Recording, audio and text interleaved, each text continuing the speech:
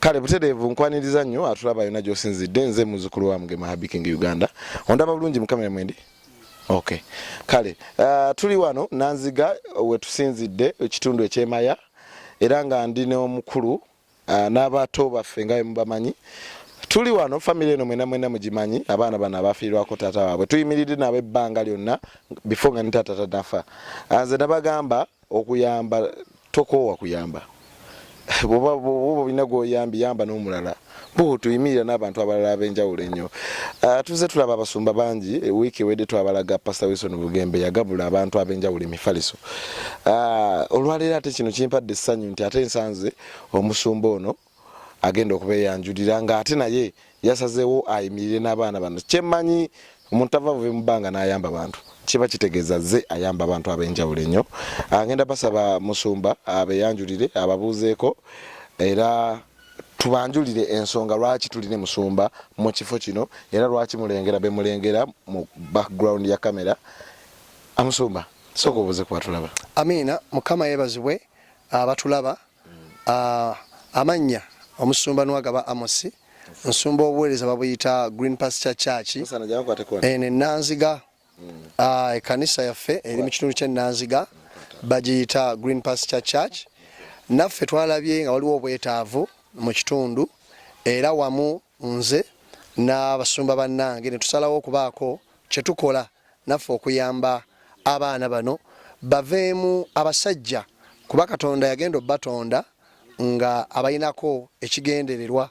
Kati naffe tuzza okukwasaganyiza awamu ne basumba bannange okubeera nga abaana bano tubajjamu ekigendererwa ekirungi ekyo Katonda kye yabatondera. Tukkiriza ti Katonda ayina ekigendererwa ekirungi ku lw'abaana bano era buli tubayamba naffe tuba tuyamba ekigendererwa kya Katonda.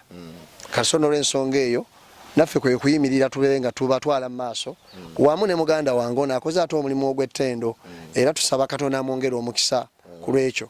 Okay. Kale musumba kirungi weeyanjudde abantu bakutegedde. Musumba tujja funa mu time twongere okumumanya kubanga mwena mukimanyi ffe tukola community stories. Community stories kiba kitegeeza we reach out to the community. Abantu betubeera nabo mu community ba inspiring batya abantu ab'enjawulo.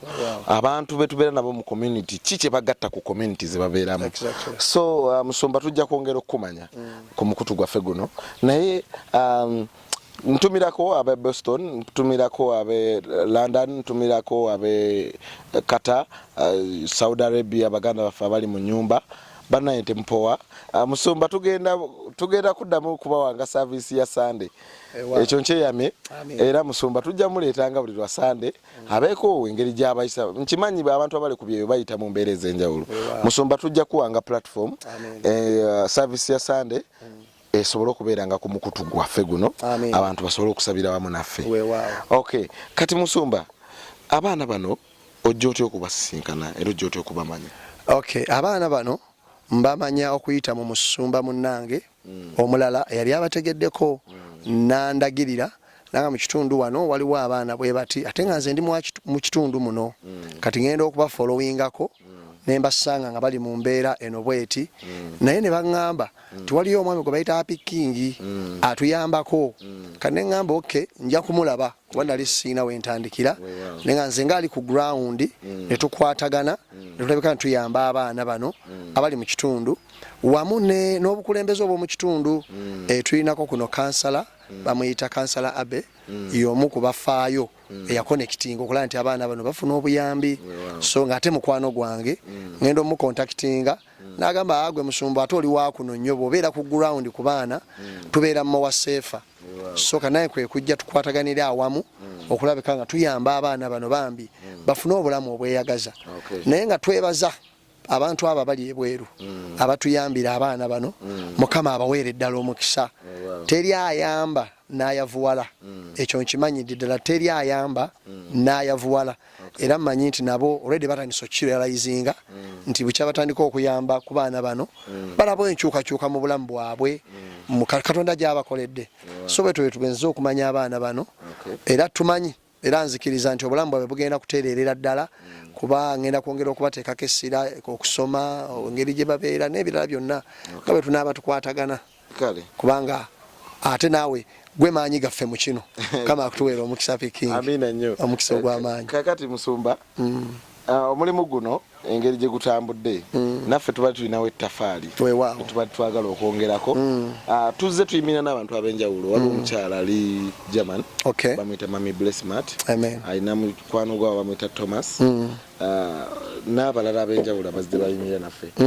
tubadde ekinnya kyasimibwa kwaliko omukono gwa Mami Blessmat oyo wamu n'abantu abalala. In fact nze nasanze bakimala dda era ekinya twakimanya kigwa. Amina mwebale ddala omulimu ogwo mu mbeera eyo tugulayo ne cement abadde baali nga bwe tukyakuŋŋaanya ebintu ebirala ebyenjawulo n'omulimu guno nga bwe gutambudde katusooke twongereko cement ate era abantu tubasuubiza nti tujja kuggulawo kaabuyonjo eno mu butongole okulaga nti si kirungi nnyo Musumba abaana bano okubawanga obw'emmere ate kaabuyonjo kaabuyonjo bwe buyonjo bw'omuntu bwe butandikira so tulina n'omukyala omulala yatutisse obubaka bamuyita Sasha. Sasha weebale nnyo mukama kuwomukisa. Facebook okwo nangamba Biking abaana bano nyimirire nabo tulina obubaka bwe yatutisse era nabo tugenda kububakwasa then bwe tumala Musumba tujja kusaba owe ebintu bino byonna omukisa n'eno okutambula obulungi kale tovaako gwe atulaba nyongero bategeeza bangi nnyo abatulaba ku Biking Uganda kuno ku mukutu gwaffe abava side zeno tulinako Shakira n'abalano bangi nnyo abamu amanya naye bantu bangi abatugoberera ababeera side zeno Musumba njagalayo munaamukomye Omusumba mumukyayireko mu kanisa mubeere ekitundu ku kanisa eyo nammwe abavudde Boston nga mukwata Masaka Road ono banange abantu be Boston ekirungi kyembebazaako naddala aba St Paul Anglican Church e Boston Massachusetts buli we bajja Uganda mbasisinkana so nandyagadde nnyo abantu abo bakoze omulimu gw'amaanyi nnyo Mami Susan Roy Grace Musumba Reverend Michael Kafero bakoze omulimu gw'amaanyi nnyo mu bantu b'ennanziga eno era story nnyingi ne mu baana bano bennyini so babadde batusuubiza okuyimira wamu naffe kati si essaawa zino ekyattoyi kitambula omulanga gwe tukuba gwa ngoye banaye mutukwatireko tulabe nga abaana bano Musumba saagala njagala tukwatire wamu kuba bagamba kamukamu gwe muganda. In fact bangambye olwaleero ekiremesezza ono noli ye tusabye naye bana ababiri ekibalemesezza nga tebalinaawo ngoye za kusabiramu naye tukkiriza Mukama nga bwana atukwatirako tujja kubasobozesa nabo nga Mukama ye mubeezi. Kale ngenda kusaba otwegatteko tusobole okukwasa Musumba obubaka bwe tuleese wano kubanga kakati we tutali ate ye taata abeerawo kubanga ffe ate tuvaamu walako. Kale tovaako katukwase Musumba obubaka bwe tuleetedde abaana bano n'ebirala bye tuleese abiwa omukisa ate tubeere nga tubasiibula. Nze Biking Uganda tovaako. Amen.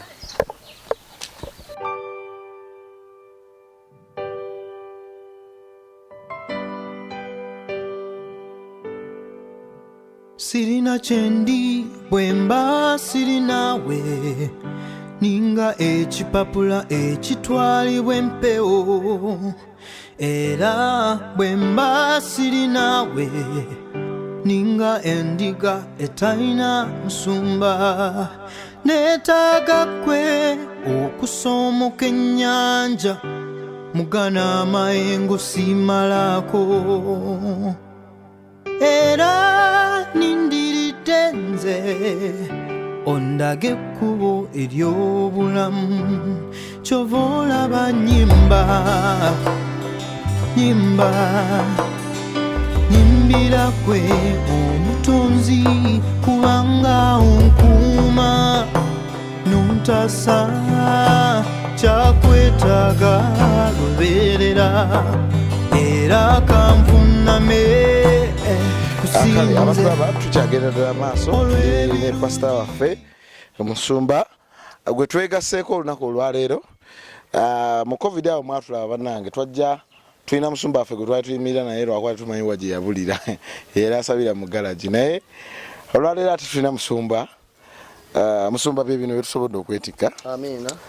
Emiti gya sabbuuni egyo giri ebiri waliwo guno muceere kilo 5, sukali kilo 5, kalikaunga kilo 5, ne mulimu kilo 5. Then muno mulimu waliwo yatuwadde engano nangamba baba basobola okusiika kachapati. Yeche yasobodde musajja watu asiika chapati. Naye ngalo omukyala yatutisse obubaka obwo mita Sasha. Namusisinkanyirwezaawo nasobola okubeera nga ntikko obubaka obwo nangamba abaana abo ajja kwongera okuyimirira nabo mu buli nsonga yonna. Twebaza nnyo omukyala Mami Blessmart okubanga ayimiridde naffe mu nsonga eno okulaba nga etuuse wano. Twebaza nnyo abantu b'oku TikTok. Actually ntunozaamu kamera ne musumba twebaza abantu b'oku TikTok. TikTok eno yajja ng'eringanga app eri awo etalina mugaso. Abantu gamanyi TikTok ogendayo kulaba bintu bisesa. Naye ate TikTok ffe tutandise okulabako abantu abamugaso ennyo. Nti musumba ku TikTok tukuvaako abantu abasobola okubanga bayimirira naffe mu nsonga eno. So nsaba abantu abenjawulo TikTok eno muleme girabanga kyakuzanyisa oba kujja kulagirako bwerere oba kujja kukolerako kuwemulirako bantu ku TikTok okutandisa okujjako abantu abuvunanyizibwa era ekyo nkuba omulanga mu abawemula apu ndoze tuso okubalema kubanga tetukutandisa okujjako abantu abasumba kutandisa okujjako abantu abakola ebigasa. So Mami Blessmart okuva ku TikTok kwe yayita nasobola okubeera nga atuwa sente zasima ekinnya ekyo n'okubanga mukwano gw'omulala naye yayita ku TikTok n'atuwa sente zagula seminti ono n'okulaba nga emmere abaana be badde batambuza era sente zibadde ziva ku TikTok okwo.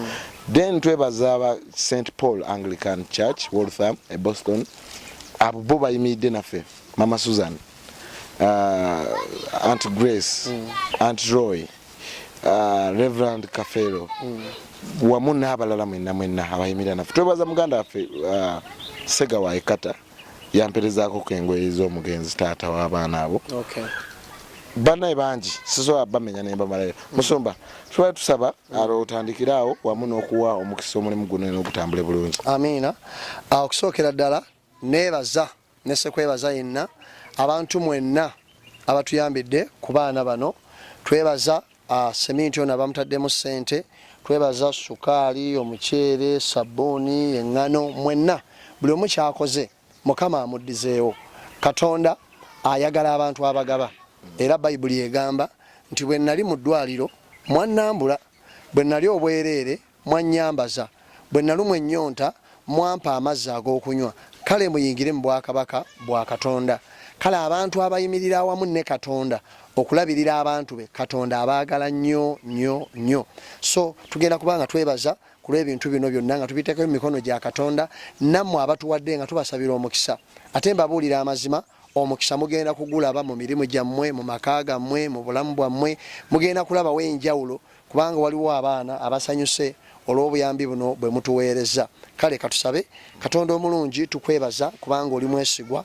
Okusookera ddala tukwebaza olwa Happy King gwawo omutima n'afaayo kunoonya abaana bano n'okubayamba. Tukwebaza olwabo abatuwadde ssente okugula seminti ono Mukama. Tukwebaza olwabo abatuweereza sukaali, omuceere, sabbuuni n'eŋŋano okubeera nti abaana bano babeera balamu. Mukama ansabye obawo omukisa obaaze buli kye bakola, amaka gaabwe, obulamu bwabwe, bizinensi zaabwe, famire zaabwe, buli kye bateekako omukono okukola kirabe omukisa Katonda omulungi kubanga bataddemu obudde, bataddemu ssente, bataddemu amafuta, bataddemu okwagala okulaba nga obulamu buno bubeerawo. Katonda nannyini kiseera nannyini kwagala gwe nannyini bantu bonna kubanga abantu bano bayimiridde naffe okuyamba abaana bo bano Mukama. Nsabye yonna gye bali, abali ebweru bawo omukisa, abali ekkata bawo omukisa, abali e Boston bawo omukisa Mukama, basponsors baffe ab'oku Facebook, ab'oku YouTube, ab'oku TikTok Mukama bonna bawo omukisa okuva olunaku olwaleero babeere nga beekubisaamu nga beeyongera byonna bye bakola. Nsabye buli ekibadde kirwana nabo, ekibadde kibaziyiza, ekibadde kibalemesa kireme kuddamu kulaba mukisa. Ate era Mukama nsabye ekyo kye baagala ku bulamu bwabwe, ku mutima gwabwe Mukama okibawe bategeere nti osiima byokola okuyita mu linnya erya Yesu tusabidde. Amiina. Katonda omulungi abampeera omukisa. Mwebale nnyo tujja kuddamu nate. Amiina. Kale ngenda kubanga nno nange mbasibuliraawo mwebale nnyo temujjanga okwo. Tukyali ffenna paka omulimu guno eno tugunzika tugenda kuba tubawo update. Newe n'abasize eno esimu zajja nsumba so okwatako ka video nampeerezaako nensobola okubeera nga mbawa update okumanya omulimu bwe gugenda maaso paka abaana bano nga tubalabira bali smart era ko tujja bagulira engoye tujja funa engoye zo tunaba tubambaza musumba tujja kuteekawo ka service akatontono tusobole okubeera nga tubasabira ate guliwe kuba guwedde n'ennyumba eno tefaanana bulungi tutandike omulimu okulaba nga n'ennyumba eno efaananira bulungi tulina omukyala awo UK yali yatusuubiza mukyala Olivia okubanga atuyambako kola ku nyumba eno naye mukyala Olivia bambi yafunamu obuzibuzibu yalwalamuko covid naye tusaba Katonda byonna amuteekeko amaanyi gamuteeka omukisa asumulukuke tulabe nga ate ne guno nagwo atukwatirako kubanga tukimanyi musumba we bamala guno ate era musumba nga kanisa ajja kubaako engeri gye batandikamu naffe tuyimire wamu naye nga tuze tuyimirira n'abantu abalala bonna nkoola St Paul Anglican Church e Boston nayo egezeeko okulaba nga tuyimirira wamu okulaba nga ate mulimu guno tubaako etugutuusa mukama bampeera omukisa atakumira mpeera bankuumire mbeere bulungi mweraba.